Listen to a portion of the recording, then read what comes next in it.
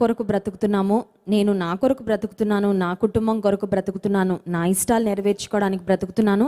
ఎందుకంటే after all it's my life, నా జీవితం అని చాలాసార్లు మనం అనుకుంటూ ఉంటాం.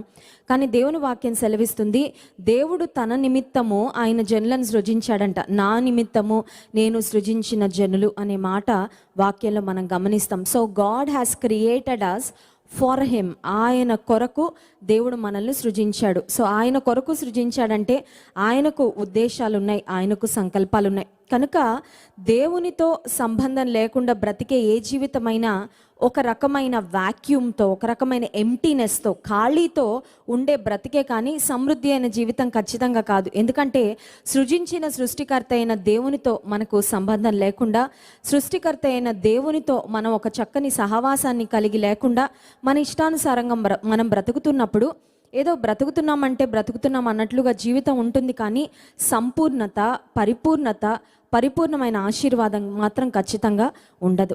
If you are struggling with a vacuum in your life, నీ జీవితంలో ఏదైనా ఖాళీ ఉందేమో, బహుశా అది వ్యక్తులతో పూరించబడుతుందని నువ్వు ఆశపడుతున్నావు. మేబీ స్నేహితులలో ఆ వాక్యూమ్, ఆ ఖాళీ పూరించబడుతుందని, స్నేహితులతో సమయం గడపడం ద్వారా, వారితో మాట్లాడడం ద్వారా నీ హృదయంలో ఉన్న ఖాళీ అనేది పూరించబడుతుంది అని బహుశా నువ్వు ప్రయత్నం చేస్తూ ఉండొచ్చు. లేదా నువ్వు అనుకుంటూ ఉండొచ్చు, నీ జీవితంలో కొన్ని రకాలైన ఎంటర్టైన్మెంట్ షోస్ చూడడం ద్వారా, లేకపోతే ఇంటర్నెట్లో సోషల్ మీడియాలో ఉన్న కొన్ని కార్యక్రమాలు చూడడం ద్వారా, కొంతమంది నటించిన నటనలు, సినిమాలు, సీరియల్స్, వీటిని చూడడం ద్వారా నా హృదయంలో ఉన్న ఖాళీ పూరించబడుతుంది అని నువ్వు అనుకుంటున్నావేమో. కానీ నిజానికి నువ్వు గుర్తించాలి, నీ జీవితంలో ఉన్న ఖాళీ పూరించబడాలంటే only God can fill that vacuum. నీ హృదయంలో ఉన్న ఖాళీని, నీ జీవితంలో ఉన్న ఖాళీని పూరించగలిగినది దేవాది దేవుడు ఒక్కడే. God can fill the vacuum in your life.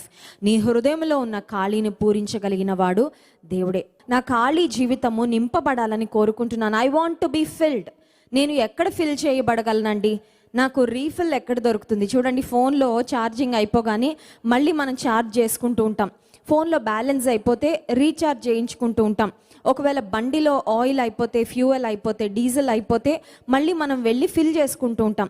So ఖాళీ అయిపోయిన మన హృదయాన్ని, ఖాళీ అయిపోయిన మన బ్రతుకును నింపుకోవాలి అంటే మనం చేయాల్సింది దేవుని దగ్గరకు వెళ్ళాలి. హల్లెలూయా. మన జీవితంలో ఉన్న ఖాళీని పూరించుకోవడానికి దేవుని సన్నిధికి వచ్చాం. కీర్తనల గ్రంథంలో 81వ కీర్తన 10వ వచనంలో ఒక చక్కని మాట వ్రాయబడింది. చూడండి, Psalm 81 verse 10. 81వ కీర్తన 10వ వచనం. ఐగుప్తీయుల దేశములో నుండి నిన్ను రప్పించిన నీ దేవుడనగు యెహోవాను నేనే. నీ నోరు బాగుగా తెరువుము, నేను దాన్ని నింపెదను. దేవుడిస్తున్న శ్రేష్టమైన వాగ్దానము, I will fill you, I will fill your mouth. నీ నోటిని బాగా తెరువు, నేను నీ నోటిని నింపుతాను. నేను ఖాళీగా ఉన్నాను, I have a emptiness on the inside. నా లోపల వెలుతుంది, ఖాళీ ఉంది. అందుచేత నేనేమీ మాట్లాడలేకపోతున్నాను, నేను ముందుకు వెళ్ళలేకపోతున్నాను జీవితంలో అంటే దేవుడు మనకిస్తున్న వాగ్దానము. ఒకవేళ నువ్వు ఖాళీ స్థితిలో ఉన్నట్లయితే నీ జీవితంలో ఉన్న ఖాళీని నేను భర్తీ చేస్తాను అని దేవుడు వాగ్దానం చేస్తున్నాడు. దేవుడు ఏం నింపుతాడంటే మన నోటిని నింపుతాడంట. నిజమే, ఈ నోరు అనేది మరి బాడీ మొత్తంలో ఉన్న స్ట్రాంగెస్ట్ మజిల్ ఉండే ఆర్గన్ అండి. ఒక మాటలో చెప్పాలంటే నోటి లోపల ఉండే టంగ్, నోటి లోపల ఉండే నాలుక బాడీ మొత్తంలో స్ట్రాంగెస్ట్ మజిల్ అంట. చాలా బలమైన కండరము నోటిలో ఉన్న నాలుకలో ఉంటుంది అని శాస్త్రవేత్తలు చెప్తున్నారు. నోటిలో స్ట్రాంగెస్ట్ మజిల్ ఉండడమే కాదు, కానీ ఈ నోటితోనే చాలాసార్లు మనం ఇతరులను బాధపరిచే మాటలు మాట్లాడుతుంటాం, తొందరపాటుతో మాట్లాడుతుంటాం, ఆ తర్వాత అసూయతో మాట్లాడుతుంటాము, పగతో మాట్లాడుతుంటాము, కొన్నిసార్లు కత్తిపోటు వంటి గాయాలు ఇతరులకు చేసే మాటలు మాట్లాడుతుంటాము. మన యొక్క మాటలను బట్టి చాలాసార్లు దేవునికి ఆయాసాన్ని కలుగచేస్తాం, మన చుట్టూ ఉన్న వారికి కూడా ఆయాసాన్ని కలుగచేస్తాం.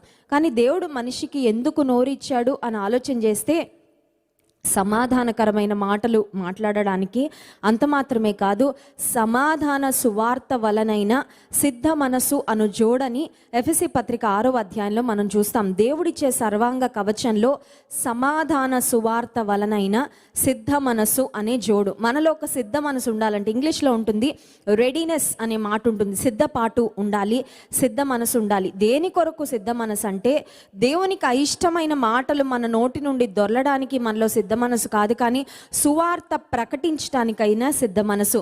Readiness to preach the gospel of piece. యేసుక్రీస్తు ప్రభు సువార్తను అందుకున్న ఏ వ్యక్తి అయినా తన జీవితంలో సమాధానాన్ని పొందుకుంటాడు తప్ప అసమాధానాన్ని పొందుకోడండి. హల్లెలూయా. ఒకప్పుడు మనం కూడా పాప భారంతో ఆ తర్వాత లోకంలో బ్రతుకుతూ ఇష్టానుసారంగా జీవిస్తూ సమాధానం శాంతి లేకుండా ఉన్నవారమే, రెస్ట్లెస్గా బ్రతికిన వారమే. కానీ యేసు ప్రభు నందు విశ్వాసం ఉంచిన తరువాత, ఆయనను నమ్ముకున్న తర్వాత ఆయన మనకిచ్చిన బహుమానాలలో ద బెస్ట్ బ్లెస్సింగ్ ఏంటంటే పీస్, సమాధానము, శాంతి. దేవుడు తన బిడ్డలందరికీ ఒక బహుమానంగా, ఒక ఆశీర్వాదంగా అనుగ్రహించాడు. సో యేసుక్రీస్తు ప్రభువారి సువార్త ప్రకటించడం ద్వారా ప్రకటిస్తున్న వ్యక్తులు సమాధాన సువార్తను ప్రకటిస్తున్నారు. దాన్ని స్వీకరించిన వ్యక్తులు కూడా దేవుని సమాధానాన్ని వారి హృదయాల్లో, వారి జీవితాల్లో పొందుకుంటారు. ఈ ఉదయకాల సమయంలో బహుశా నీ జీవితంలో సమాధానం లేదేమో. Maybe you are struggling with lack of peace. నీ మనసు ఒక స్టేబుల్ మైండ్గా లేదేమో. నీ మనసు గాలి చేత కొట్టబడుతున్నట్లుగా, సముద్రపు అలల వలె రేగబడుతున్నట్ల పరిస్థితుల్లో ఒకవేళ ఉందేమో. Maybe you are troubled. బహుశా నువ్వు కృంగిపోయిన స్థితిలో ఉండున్నావు. బహుశా నువ్వు నిరాశలో ఉన్నావేమో. ఉదయకాల సమయంలో దేవుడు మాట్లాడుతున్నాడు, నీకు ఆయన సమాధానాన్ని ఇవ్వగలడు. ఈ ఉదయకాల సమయంలో నీ నోరు తెరిచి, ప్రభువా సమాధాన సువార్తతో నన్ను నింపు, సమాధాన సువార్తను సిద్ధపరిచి సమాధాన సువార్తను ఇతరులకు అందించే సంసిద్ధతతో నన్ను నింపు ప్రభా అని నీవు అడగగలిగితే, నీ నోటిని తెరిస్తే దేవుడు నీ నోటిని బాగుగా నింపుతాడు. దేవుడు మన నోటిని బూతు మాటలతో నింపడు. దేవుడు మన నోటిని అసభ్యకరమైన మాటలతో నింపడు. దేవుడు మన నోటిని అబద్ధములతో నింపడు. దేవుడు మన నోటిని అన్యాయంతో కూడిన మాటలతో నింపడు, కానీ సమాధాన సువార్తతో నింపుతాడు. నీవు మాట్లాడుట ద్వారా కుటుంబాలు కట్టబడాలి. నీవు మాట్లాడుట ద్వారా నిరాశలో ఉన్నవారు లేవనెత్తబడాలి. నీవు మాట్లాడుట ద్వారా నిరీక్షణ లేని వారు దేవుని అందలి నిరీక్షణతో నింపబడాలి. నీవు మాట్లాడుట ద్వారా అనేక హృదయాలు ఆదరించబడాలి. ఉదయకాల సమయంలో దేవుడు అదే వాగ్దానం చేస్తున్నాడు. నీ నోటిని బాగుగా తెరువు, నేను దానిని నింపుతాను. అనుకుంటూ ఉండొచ్చు, నేను నా నోటిని నింపుకోవాలని ప్రయత్నం చేస్తున్నాను కానీ, but I'm trying to fill my mouth with wrong things. తప్పుడు వాటితోనే నా నోటిని నింపుకుంటున్నాను తెలియకుండానే. ఎందుకంటే లోకంలో బ్రతుకుతున్నాం కాబట్టి చాలాసార్లు కొంతమందిని మనం గమనిస్తూ ఉంటే, చిన్న చిన్న పిల్లలండి సినిమా డైలాగులు మాట్లాడుతూ ఉంటారు. వాళ్ళకి ఎవరు నేర్పించారంటే స్పెషల్గా ఎవరు నేర్పించక్కర్లేదు. మేబీ వార్తలు చూస్తున్నప్పుడు మధ్యలో వచ్చే యాడ్స్ ద్వారానో, లేకపోతే తల్లిదండ్రులు పెట్టుకొని చూస్తుంటే వాడు అటు వెళ్తూ అటు ఆడుతూ ఇటు ఆడుతూ ఆ డైలాగ్స్ ఏవైతే చూస్తూ ఉంటాడో అవన్నీ వాడి మనసులోకి వెళ్ళిపోతూ ఉంటాయి. ఒకసారి నా చిన్నతనంలో నాకు జ్ఞాపకం ఉంది. అప్పుడు నేను 2nd క్లాస్ చదువుతున్నాను. మాకు తెలిసిన వారు ఒకరు ఉంటే వారి ఇంటికి మా మమ్మీ వాళ్ళు పంపిస్తే వాళ్ళ ఇంటికి వెళ్ళానండి. అప్పుడు నేను ఓన్లీ 2nd స్టాండర్డ్. వెళ్ళిన తర్వాత ఒక చిన్న బాబు ఉన్నాడు వాళ్ళ ఇంట్లో. వాడికి కేవలం 5-6 ఇయర్స్ ఉంటాయండి. చిన్నపిల్లలంటే మనకి ఎవరికైనా ఇష్టమే. వాడిని చూడగానే నేను చక్కగా ఎత్తుకొని ఆడిద్దామని ప్రయత్నం చేస్తుంటే, అసలు ఫర్ నో రీజన్ వాడు నా మీద యుద్ధానికి వచ్చేసి, ఒక సినిమాలో ఎలా అయితే హీరో విలన్ తలపడతారో అలా యుద్ధం చేయడానికి నా మీదకి వచ్చేసి, నేను అలా కూర్చొని ఉంటే మంచం మీద నన్ను అలా వెనక్కి తోసేసి గుద్దేసి ఏదేదో చేయాలని ప్రయత్నం చేస్తుంటే ఐ వాజ్ షాక్డ్. ఇంత చిన్న బాబులో ఇంత వైలెన్స్ ఎలా వచ్చింది? How did he learn it? ఎవరు నేర్పించారు కదా. చిన్నపిల్లలకు ఫైట్ చేయడం ఎవరు నేర్పిస్తారు? చిన్నపిల్లలకు ఇలా ఉండరా, ఇంటికి వచ్చిన వాళ్ళని అలా చేయి ఇలా చేయని ఎవరు నేర్పించారు కదా. ఆ తర్వాత నాకు అర్థమైంది, ఆ ఇంటికి మేము వెళ్ళేసరికి కొన్ని సినిమా కార్యక్రమాలు ఆన్ చేసి ఉన్నాయండి టీవీలో. సో బహుశా ఇంట్లో ఉన్న వారికి సినిమాలు చూసే అలవాటు ఉందేమో. ఆ బాబు చాలా చిన్నవాడు అయినప్పటికీ వాడి లేత మనసులో పడిన బీజాలు ఏంటంటే వాయిలెన్స్, ఇతరులను మరి గాయపరచడం, ఎదుటి వాడిని ఎలా అయినా సరే మరి మట్టి కరిపించేటట్లుగా, ఇతరులు పడగొట్టేటట్లుగా చేయాలనే ఆ రకమైన ఆలోచనలు వాడిలో చిన్న వయసు నుండే అవి మరి విత్తనాలుగా పడి చిన్న చిన్న మొక్కలుగా మొలుస్తున్నట్లు నేను గ్రహించాను. ఎందుకు ఈ మాట చెప్తున్నానంటే, మన మనసులో చాలాసార్లు అపవాది చెడు విత్తనాలు విత్తడానికి ప్రయత్నం చేస్తూ ఉంటాడు. ఈరోజు చాలా టీవీ సీరియల్స్ మనం గమనించినట్లయితే అత్తగారు కోడలను ఎలా వేధించాలి, అత్తగారు కోడలను ఎలాగా అణచివేయాలి, ఎలా బాధించాలి, ఎలా ఒకరి మీద ఒకరు భయంకరమైన కుట్రలు పన్నుతూ ఒకరి మీద ఒకరు మాటల యుద్ధానికి ఎలా వెళ్ళాలి, ఇవే చాలా టీవీ సీరియల్స్లో చూస్తున్నాం. కానీ మరి ఇంటికి వచ్చిన కోడల్ని ఎలా ప్రేమించాలి, ఏ ఇంటికి వెళ్తే అత్తగారిని ఒక తల్లిలా ఎలా ఆదరించాలి, ఏదన్నా టీవీ సీరియల్స్లో నేర్పిస్తున్నారండి? ప్రపంచంలో కనబడుతున్నదంతా దుష్టత్వము, దురాశ, కుళ్ళు, కాముకత్వము, శరీర సంబంధమైన భయంకరమైన కార్యాలన్నీ ఈరోజు లోకంలో మనకు కనబడుతున్న వాటిలో మనకు ఉంటే, విశ్వాసిగా ఒకవేళ నువ్వు వాటిని చూస్తూ ఉన్నట్లయితే నీ నోటిని, నీ మనసును నువ్వు వాటితో నింపుకుంటున్నట్లు అనమాట. నువ్వేవి చూస్తున్నావో అవి తెలియని విధంగా నీ మీద, నీ ఆలోచన విధానం మీద ప్రభావాన్ని చూపిస్తూ ఉంటాయి. You will definitely be influenced by what you see and by what you hear. ఎందుకంటే ఒక పిక్చర్ అంటే ఒక దృశ్య రూపకంగా ఏదైనా చూస్తే, ఒక 100 పుస్తకాలు చదివితే నువ్వు ఎంత గ్రాస్ప్ చేస్తావో, ఒక విజువల్ ఆబ్జెక్ట్, ఒక విజువల్ థింగ్ ఏదైనా నీ కళ్ళతో చూస్తే దానికంటే చాలా ప్రభావవంతంగా ఆ విజువల్ ఆబ్జెక్ట్ లేకపోతే నీ కళ్ళతో చూసినది నీ మనసుపై ఒక చెరగని ముద్రను వేస్తుందంట.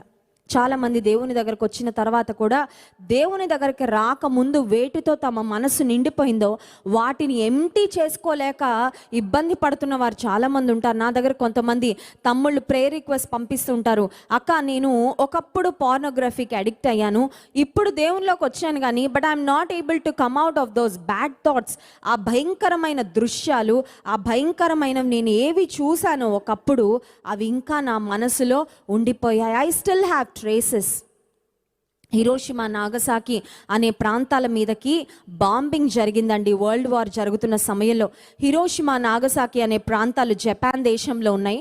వాటి మీద అయిన బాంబింగ్లో ఆ రసాయన పదార్థాలు ఏవైతే ఆ ప్రాంతాన్ని ధ్వంసం చేశాయో, నాశనం చేశాయో, కొన్ని వందల సంవత్సరాలు ఆ హిరోషిమా, నాగసాకి అనే ప్రాంతంలో స్త్రీలు ఎవరైనా ప్రెగ్నెంట్ అయ్యి పిల్లలు పుడితే అవయవ లోపాలతో, మానసికమైన వ్యాధులతో వారు పుడుతూ వచ్చారంటండి.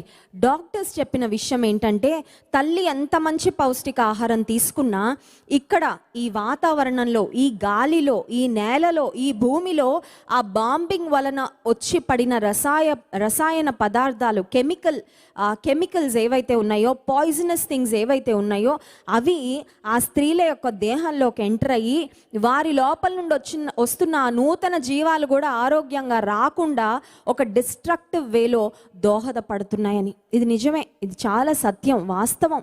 బాంబింగ్ జరిగింది ఎప్పుడో హిరోషిమా, నాగసాకి అనే ప్రాంతాల్లో. But still for years together, సంవత్సరాల తరబడి అక్కడ పుడుతున్న పిల్లలు, అంటే ఒక మాటలో చెప్పాలంటే నెక్స్ట్ జనరేషన్ మీద ఒక భయంకరమైన నెగిటివ్ ఇంపాక్ట్ పడడానికి కారణం ఏంటంటే, కొంతమంది క్రూరులు, కర్కశమైన హృదయాలు, మనస్తత్వాలు కలిగిన వ్యక్తులు ఆ ప్రాంతంలో వారికి నష్టం కలుగచేయాలనుకొని ఆ తర్వాత తరాల వారికి కూడా ఆ కీడు క్యారీ ఆన్ అయ్యేటట్లు జరిగిందండి. ఎందుకు ఈ మాట చెప్తున్నానంటే, నీ మనసును వేటితో నింపుకుంటున్నావో they will definitely have an impact on your life. నీ జీవితం మీద నీ మనసును దేంతో నింపుతున్నావో, నీ నోటిని దేంతో నింపుకుంటున్నావో, నీ హృదయాన్ని దేంతో నింపుకుంటున్నావో అవి ఖచ్చితంగా ప్రభావాన్ని చూపిస్తాయి. అందుకే దేవుడిస్తున్నాడు వాగ్దానము, నీ నోరు బాగుగా తెరువు, ఏం నింపాలో నాకు తెలుసు, నేను నింపుతాను. I will fill your mouth with the best things.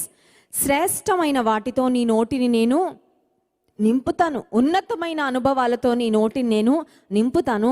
నీతో మాట్లాడాలని ఇతరులు తాపత్రయపడేలాగా అంత చక్కని మాటలతో నీ నోటిని నేను నింపుతాను. దేవుని వాక్యం సెలవిస్తుంది, మీ సంభాషణ ఉప్పు వేసినట్లు రుచికరముగాను కృపాసహితముగాను ఉండాలి. Let your words be seasoned with salt అనే మాట ఉంటుంది. చూడండి, దేనికైనా ఉప్పు కలిపితే ఆ రుచే వేరు. ఉప్పు కలిపితేనే పరిపూర్ణత ఉంటుంది.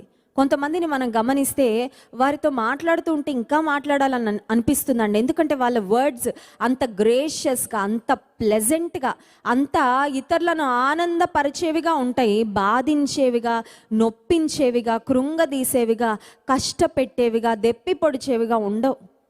ఉదయకాల సమయంలో దేవుడు అంటున్నాడు, నీ నోటిని తెరువు. Maybe you have filled your mouth with the wrong things until now. ఇప్పటి వరకు వేటితో నీ నోటిని నింపుకోకూడదో వాటితో నింపుకున్నావేమో, కానీ ఇప్పుడు నీ నోరు బాగా తెరిస్తే నేను నింపుతాను. దేంతో నింపుతాడంటే సమాధానకరమైన మాటలతో నింపుతాడు, సమాధాన సువార్తతో నింపుతాడు. దేవుని మాటలు ప్రకటించే నోరుగా నీ నోటిని దేవుడు చేస్తాడు. హల్లెలూయా. మన నోటికి దేవుని సువార్త ప్రకటించడం కంటే భాగ్యం ఇంకేది లేదని నేను అనుకుంటున్నాను. రోజులో ఎన్ని మాటలు మాట్లాడినా, యేసయ్యను గురించి ఒక్క మాట నువ్వు మాట్లాడినా, ఆ ఒక్క మాట్లాడిన నీ బ్రతుకు ధన్యం. హల్లెలూయా. ఒక్క మాట చాలండి, ఒక్క మాట.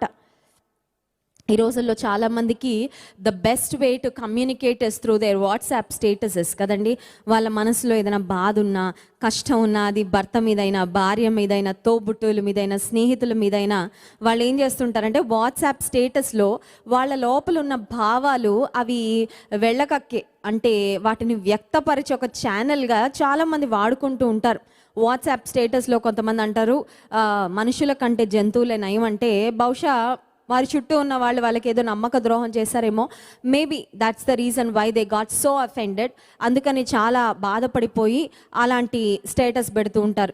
మరి కొంతమంది పెడతారు స్టేటస్, ఈ ప్రపంచంలో ఎవరిని నమ్మకూడదు, అంటే అర్థం ఏంటంటే వారు ఎవరినో నమ్మారనమాట, ఆ నమ్మిన వారు వారిని ఇబ్బంది పెట్టారనమాట. సో చాలామంది వాట్సాప్ స్టేటసెస్ ద్వారా తమ హృదయాన్ని, లోపలున్న భావాలను, లోపలున్న ఆలోచనలు బయటపడుతూ ఉంటారు.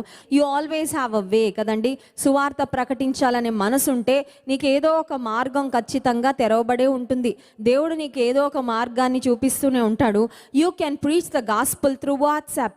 నీకు దేవుడిచ్చిన సెల్ ఫోన్ ద్వారా కొద్దిసేపు ప్రతిరోజు నువ్వు సమయాన్ని వాడు దేవుని సువార్త ప్రకటించడానికి. Maybe by sharing God's word, ఒక వాక్యం పెట్టడం ద్వారా కావచ్చు, ఒక డైలీ ప్రామిస్ పెట్టడం ద్వారా కావచ్చు, మేబీ నీ డైలీ పోర్షన్లో దేవుడు నీతో ఏదైనా వాగ్దానం ద్వారా మాట్లాడుంటే ఆ వాక్యాన్ని జస్ట్ టైప్ చేసి పెట్టు.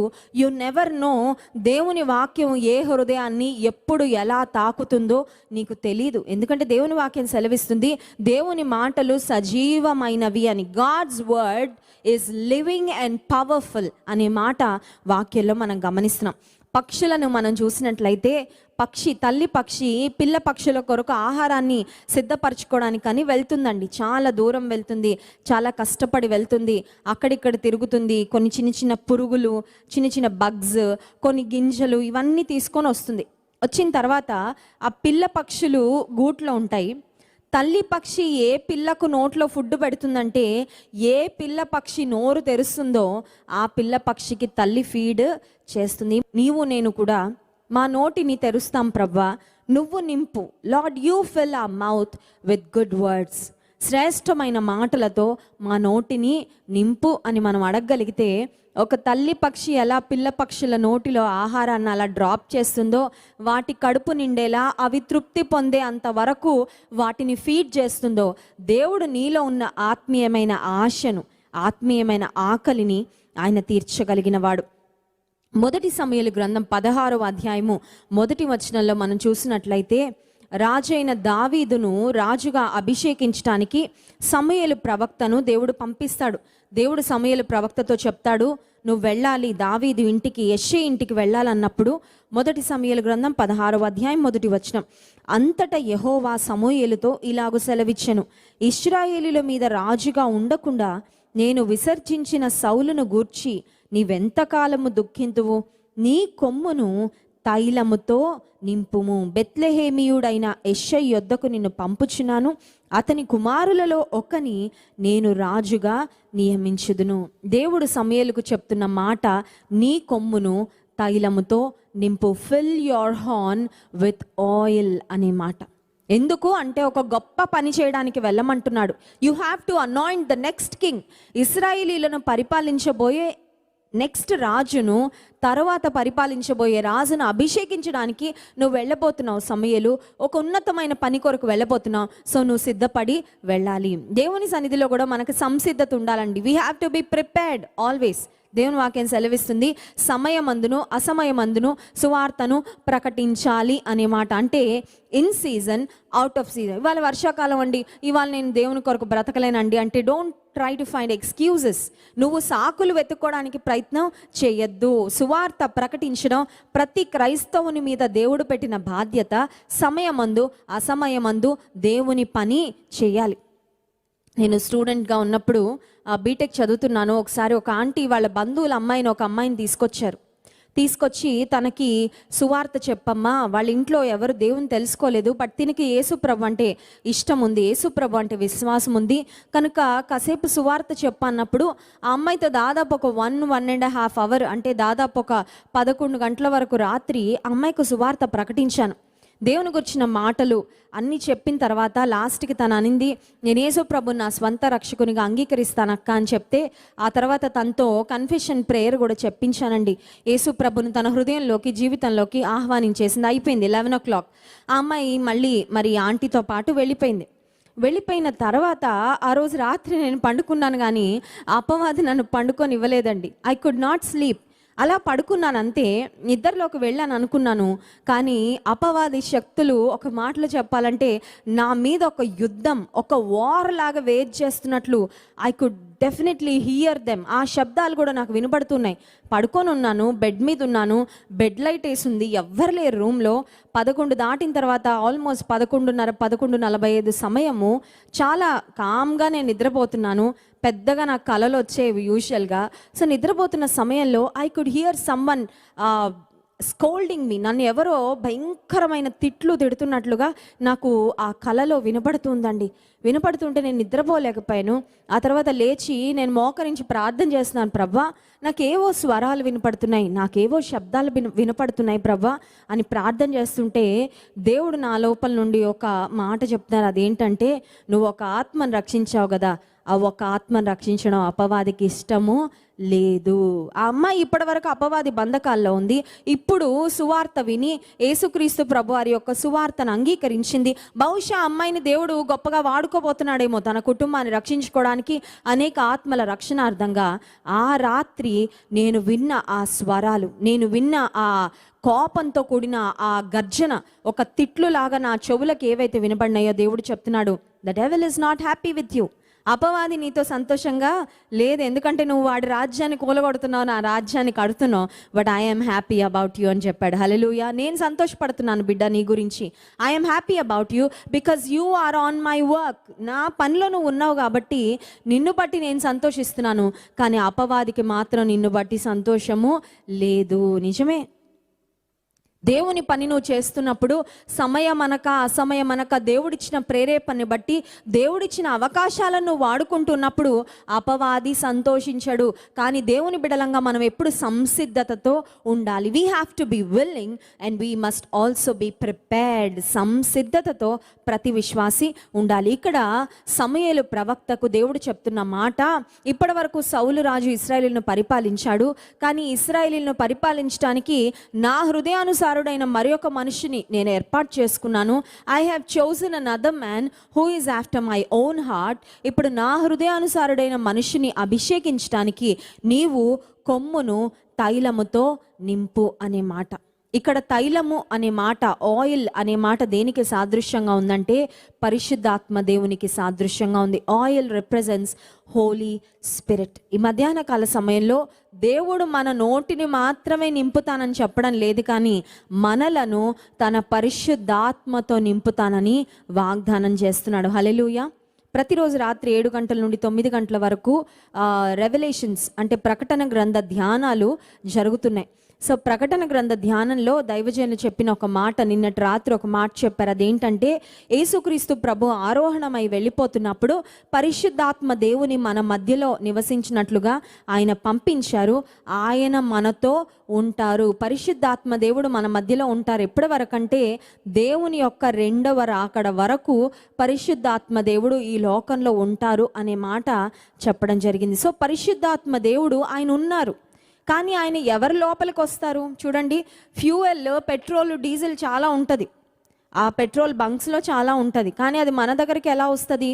మనం బండి తీసుకెళ్ళి, బైక్ కానీ కార్ కానీ మన దగ్గర ఉన్న వాహనాన్ని తీసుకువెళ్ళి ఫ్యూయల్ నింపించుకుంటే అప్పుడు ఆ ట్యాంక్స్లో ఉన్న లేకపోతే ఆ బంక్లో ఉన్న డీజిల్ ఆర్ పెట్రోల్ మన బైక్లోకి, మన వాహనంలోకి వస్తుంది. పరిశుద్ధాత్మ దేవుడు he is there on this earth. ఈ ప్రపంచంలో ఆయన ఉన్నారు, ఆయన పని చేస్తున్నారు.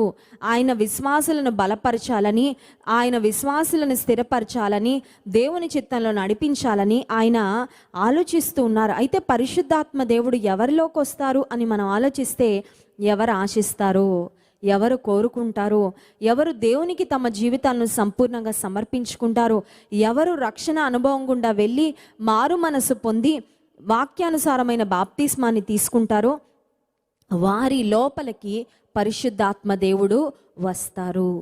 ఉదయకాల సమయంలో నీవు నేను అడగాల్సింది ఏంటంటే, ఆ రోజు దేవుడు సమూయేలు ప్రవక్తతో చెప్పారు, నీ కొమ్మును నూనెతో నింపు, నువ్వు ఒక గొప్ప పని చేయడానికి వెళ్తున్నాం. దేవుని కొరకు నీవు నేను గొప్ప కార్యాలు చేయాలంటే పరిశుద్ధాత్మ దేవుని యొక్క నింపుదల లేకుండా ఇట్ ఈస్ జస్ట్ ఇంపాసిబుల్. కొంతమంది అనుకుంటారు డబ్బు ఉంటే సేవ చేయొచ్చండి అని. అది కరెక్ట్ కాదండి. ఈ లోకంలో డబ్బున్న వాళ్ళు చాలామంది ఉన్నారు, కానీ వారిలో దేవుని ఆత్మ లేనప్పుడు, దేవుని నడిపింపు లేనప్పుడు పరిచర్య చేయలేరు. కొంతమంది అనుకుంటారు ఒకవేళ పెద్ద చర్చ్ ఉంటే బాగా సేవ చేయొచ్చని. పెద్ద చర్చ్ ఉన్న ఆ సంఘములో దేవుని సన్నిధి లేకపోతే పరిశుద్ధాత్మ దేవుని కార్యాలు జరగవు. ఫారిన్లో కొన్ని పాశ్చాత్య దేశాల్లో మనం గమనించినట్లయితే ఒక తరం వారు మరొక తరానికి సువార్తను అందించలేక, భక్తిని తర్వాత తరాలకు వారు అందించలేక విఫలమైన కారణంగా చర్చిలు చాలా ఖాళీ అయిపోతుంటే చర్చెస్ను రిక్రియేషన్ క్లబ్స్కు లేకపోతే మరి ఒక సంస్థలకు చాలామంది అమ్మి వేస్తున్నట్లుగా కూడా మనం వార్తల్లో చూసాం. వై ఈజ్ ఇట్ హ్యాపెనింగ్ అని ఆలోచిస్తే, ఒక మందిరము దేవుని సన్నిధితో, దేవుని శక్తితో, పరిశుద్ధాత్మ దేవుని యొక్క నడిపింపుతో నింపబడకపోతే the physical construction doesn't matter. ఆది సంఘం మనం గమనించినట్లయితే అపోస్తల కార్య గ్రంథంలో మేడ గదిలో వారు కూడుకునేవారు అనే మాట మనం చూస్తాం. 3,000 మంది అపోస్తలుడైన పేతురు నిలబడి దేవుడు తనకిచ్చిన ఆ అద్భుతమైన మాటలను పరిశుద్ధాత్మ శక్తితో ప్రకటించినప్పుడు 3,000 మంది సంఘములో చేర్చబడ్డారు, రక్షణ పొందారనే మాట చూస్తున్నాం. Did it happen in a mega church? అది పెద్ద స్టేడియంలో జరిగిందా అండి, పెద్ద మందిరంలో జరిగిందా అని ఆలోచిస్తే ఒక మేడగదిలో ఉండి దైవజనుడు ప్రకటించిన సువార్త. మేడగది అప్పటికి it was not a church, it was actually a home church. అప్పుడు మరి జాన్ మార్క్ అనే వ్యక్తి యొక్క తల్లి అయిన మరియ, ఆమె ఇల్లది. అపోస్తలులు శిష్యులు అక్కడ కూడుకొని ప్రార్థన చేస్తూ ఉండేవారని వాక్యంలో గమనిస్తాం. పేతురు చెరసాల్లో పెట్టబడినప్పుడు కూడా ఆ మేడగదిలోనే సంఘము అత్యాసక్తితో ప్రార్థన చేసింది. ఎందుకంటే అప్పటికి ఇంకా చర్చెస్ కట్టే పరిస్థితులు లేవు, ప్రజలందరూ సమాజ మందిరాల్లో కూడుకుంటూ ఉండేవారు. అప్పటికి మరి పౌలును మనం గమనించినట్లయితే సంఘాన్ని భయంకరమైన విధానంలో హింసిస్తున్న హింసకుడుగా ఉన్నాడు. యేసు ప్రభు అంటేనే పడేది కాదు, యేసు ప్రభు సువార్త అంటే పడేది కాదు, యేసు ప్రభు యందు విశ్వసించిన వారిని శత్రువులుగా చూసేవాడు. అంటే దేవుని యొక్క స్వరూప దర్శనాన్ని పొందుకొనక మునుపు. అయితే ఆ తర్వాత దేవుని ప్రజలు, దేవుని శిష్యులు పరిశుద్ధాత్మ శక్తితో నింపబడినప్పుడు they have done mighty things for the Lord. తమ దేవుని ఎరుగువారు బలము కలిగి గొప్ప కార్యములు చేసెదరు. ఒకప్పుడు యేసుక్రీస్తు ప్రభు ఎవరో తెలీదు అని ముమ్మారు బొంకిన పేతురు, ఒక చిన్న యవనస్తురాలు వచ్చి, ఒక చిన్న పిల్ల వచ్చి అడిగిందంట, నువ్వు యేసు ప్రభుతో ఉండేవాడివి కదా, నువ్వు యేసుప్రభు శిష్యుల్లో ఒకడేవి కదా అనగానే వెంటనే ఒట్టు పెట్టేసుకోవడం మొదలు పెట్టేశాడంట పేతురు. అమ్మో, నేను ఆయనకు చెందిన వాడిని కాదు, నువ్వు ఎవరినో చూసి పొరపడ్డావేమో అని మరి బొంకాడు. యేసుప్రభు ఎవరో నాకు తెలియదని. అలా బొంకిన పేతురు, యేసుప్రభును డిజోన్ చేసిన పేతురు ఎలా దేవుని కొరకు బలమైన సాక్షిగా మారాడు అని ఆలోచిస్తే తను చేసిన పనులకు లోతైన పశ్చాత్తాపం వచ్చింది పేతురు హృదయంలో. అంత మాత్రమే కాదు, కానీ పరిశుద్ధాత్మ శక్తితో నింపబడ్డాడు. ఉదయకాల సమయంలో దేవుని అడుగుదాం, ప్రభువా నీ శక్తి నాకు కావాలి. నేను తినే ఆహారం వల్ల బహుశా నా దేహానికి, నా శరీరానికి శక్తి వస్తుందేమో, కానీ ఆత్మీయంగా నేను బలంగా లేకపోతే ఈ శరీరం ఎంత బలంగా ఉన్నా ఉపయోగం లేదు. ఒక సంసోను జీవితానికి నా జీవితానికి పెద్ద తేడా ఉండదేమో. నాకు ఆత్మశక్తి కావాలి, నాకు ఆత్మీయ బలము కావాలి. పరిశుద్ధాత్మ శక్తితో నన్ను నింపయ్య. అపోస్తల కార్యగ్రంథము 1వ అధ్యాయంలో మనం చూసినట్లయితే దేవుడు చెప్తున్న ఒక శ్రేష్టమైన మాట. అపోస్తల కార్యగ్రంథం 1వ అధ్యాయము 8వ వచనం, ఆయనను పరిశుద్ధాత్మ మీ మీదకి వచ్చినప్పుడు మీరు శక్తి నొందెదరు కనుక మీరు యెరూషలేములోను యూదయ సమరయ దేశముల యందంతటను భూది గంతముల వరకు నాకు సాక్షులయుందురని వారితో చెప్పెను. నిన్నటి రాత్రి కూడా షార్ట్ మెసేజ్లో మనం ధ్యానం చేసాం. నేనే దేవుడను, మీరే నాకు సాక్షులు.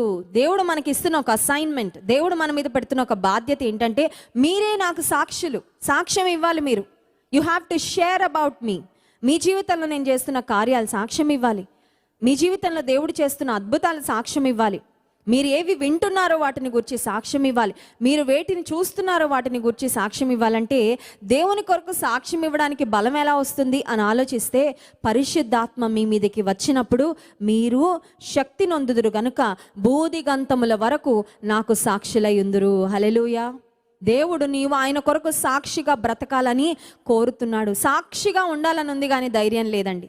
Maybe you are like a Peter this morning. ఉదయకాల సమయంలో బహుశా నువ్వు పేతురులాగా ఉన్నవేమో. పేతురుకు కూడా పాపం యేసుప్రభు కొరకు జీవించాలని చాలా ఉండేదండి. దుడుకు పేతురు యేసుప్రభుతో బ్రతికున్న కాలంలో అన్నాడు, నీతో పాటు సిలువెక్కాలన్నా ఎక్కేస్తానయ్యా, నీతో పాటు ఎంత శ్రమ పడ్డానికన్నా నేను సిద్ధమే అని పెద్ద పెద్ద వాగ్దానాలు చేశాడు. అవి అబద్ధాలుగా మాట్లాడలేదు కానీ he really had that passion.